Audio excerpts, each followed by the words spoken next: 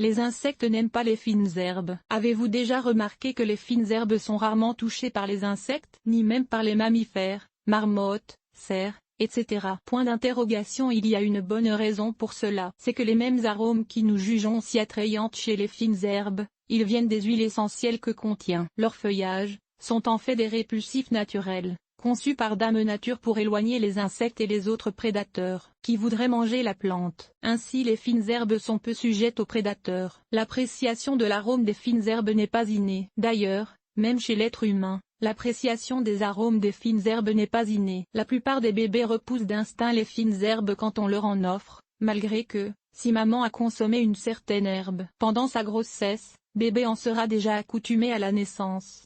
C'est à force de leur en donner un peu dans leur mets qu'ils s'y habituent. Par ailleurs, même les adultes reculent souvent devant l'odeur d'une plante condimentaire venue d'ailleurs et qui ne fait pas partie de leur palette habituelle. Les fines herbes demeurent des répulsifs naturels. On trouve leur odeur désagréable au début. C'est seulement avec le temps qu'on vient à trouver qu'elles sentent bon. Profiter de leur effet répulsif. Le jardinier peut profiter de l'effet répulsif des fines herbes en les plantant à travers des plantes sensibles aux insectes. Planter du basilic, de l'ail ou de la lavande près des tomates ou de la laitue peut réduire les infestations. Un peu.